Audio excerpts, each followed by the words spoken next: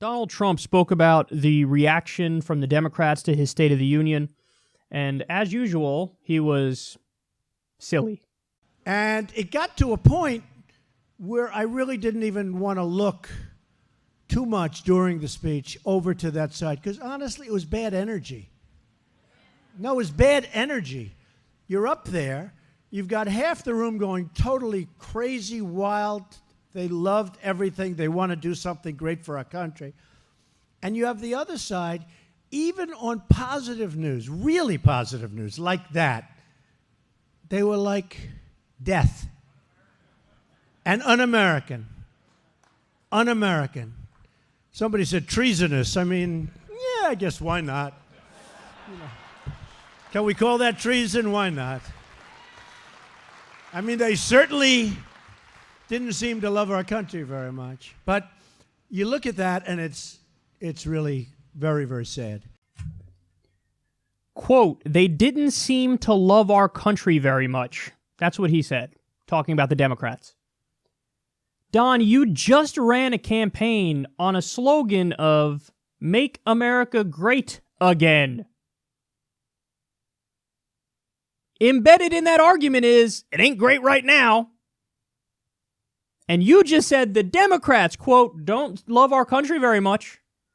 Your whole campaign was about, I don't love our country very much. We need to fix it. But see, actually, that's the point.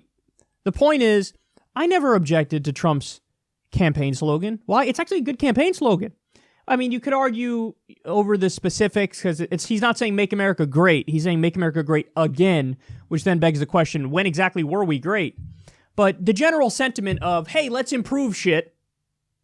I don't agree with how he wants to improve shit, but the sentiment of, okay, let's improve shit makes perfect sense. But you don't grant the Democrats that same train of thought because you're a hack. See, if any reasonable person looks at the other side of the aisle not clapping for you, they go, okay, well, they don't agree with exactly how I want to move the country forward. The reasonable conclusion is not, they hate the country. They're bad people. They're treasonous. I think he was to be fair, I think he was joking about the treasonous thing, but whatever. If you're inclined to not give him the benefit of the doubt, fine. I understand why you wouldn't be inclined to give him the benefit of the doubt. But bottom line is, this is the kind of hacky partisan bullshit that I despise more than anything. Is like, so you see the Democrats not clapping for you, and your only takeaway is, well, they must hate America, and they want the country to fail. It's like, no, dipshit. They disagree with how you are trying to make America great again. Because, let's face it, what did he talk about in his speech? Well, for one thing, deregulation, nonstop. Kept talking about deregulation. Well, okay, if you're going to brag about deregulation, and you don't realize that deregulation is one of the main reasons why we have the subprime mortgage crisis and the Great Recession, and why the stock market crashes all the time, well, then you're ignorant on the issue. So you don't realize that you shouldn't be bragging about deregulation because it has terrible consequences to it. But instead of thinking that through, you're just like, if you don't like my deregulation, you hate America. Because you're a child. That's a child's way of reacting. So he bragged about deregulation. He bragged about tax cuts for the rich. He bragged about Guantanamo Bay, which is illegal under U.S. law, the Constitution, international law, the Nuremberg tribunals, the Geneva Conventions. No more due process or habeas corpus. We do torture there. So yeah, you have people, not cheering that. It's because they're right. They're right. And they actually believe in human rights if they're not cheering for that.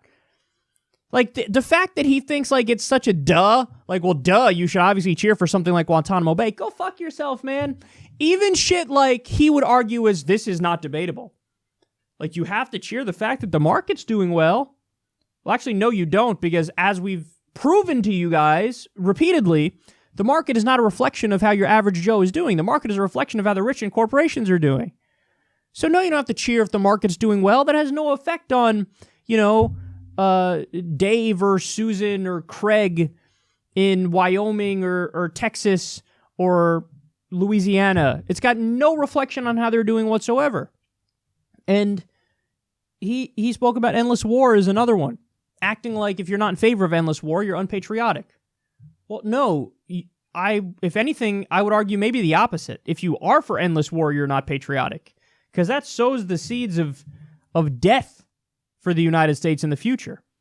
You're going to attack every fucking country, kill countless civilians, and then you don't expect at some point the chicken's coming home to roost? Well, that's pretty fucking arrogant if you ask me. You should only want to fight wars of defense.